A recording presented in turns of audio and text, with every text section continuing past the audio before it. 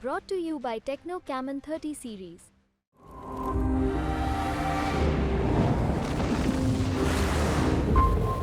Sir, देश के एक और जाने माने चुनाव विश्लेषक हैं प्रशांत किशोर।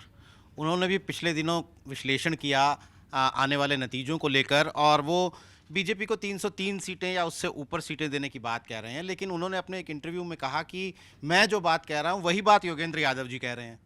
तो इससे थोड़ा सा लोगों को एक कन्फ्यूजन है कि क्या योगेंद्र यादव जी भी 303 प्लस की बात कर रहे हैं। अच्छा, हमारी समानताएं पहले बता देता हूँ। समानता ये है कि ना उनके पास एग्जिट पोल है ना मेरे पास है, ना वो निष्पक्ष है ना मैं निष्पक्ष हूँ, है ना, क्योंकि उनकी एक राजनीतिक प्रतिबद्धता है, मेरी राजनीतिक प्रतिबद्धता है। उनके पास वो कोई सेफोलॉजी नहीं करते, मैं भी कोई सेफोलॉजी नहीं करता। उनको भी अधिकार है अपनी बात कहने का, मुझे भी अधिकार है। मैं कोशिश करता हूँ अपना जो देखता हूँ उसको ईमानदारी से बताऊँ, अपनी आशा और अपने मूल्यांकन में अंतर करूँ, और मैंने प्रशांत जी को भी ये करते देखा है। अमूमन वो अपनी आशा को और अपने मूल्यांकन को अलग करते देखते हैं। उनका मूल्यांकन, हाँ, जो बात सामने नहीं है वो ये कि उनका और मेरा मूल्यांकन एक है, ना भाई, ये तो नहीं हो सकता। उनका मूल्यांकन जो प्रशांत किशोर ने कई जगह पे कहा है ये है कि बीजेपी को 303 या तो 303 या उससे ऊपर ही आएंगी।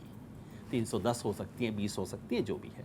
मेरा मूल्यांकन है कि 272 से नीचे ही आएंगी।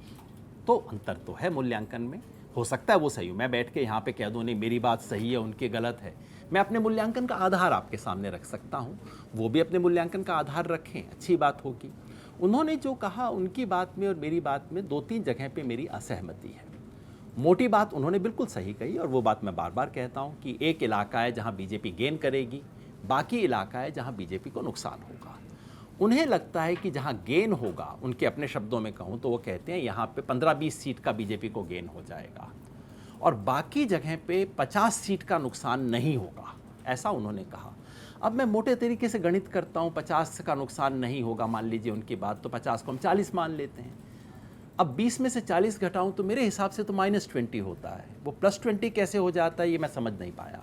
तो एक तो ये असहमति है, गणित की असहमति है। तो दूसरा, उन्हें लगता है कि यहाँ जो 15-20 का नुकसान होगा, बाकी पूरे देश में बीजेपी को 15-20 का जो फ़ायदा हो जाएगा इस कोस्टल बेल्ट में, उन्हें लगता है बाकी पूरे देश में मिला के बीजेपी को 15-20 का नुकसान नहीं होगा।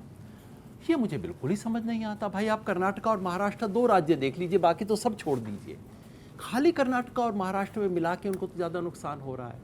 तो इसलिए असहमति है। और मुझे जो शायद मोटी असहमति है वो ये है कि मुझे लगता है कि इस पूरे इलाके में कर्नाटका से लेके बिहार तक एक हल्की सी हवा है जो बीजेपी के वोट को काटे जा रही है।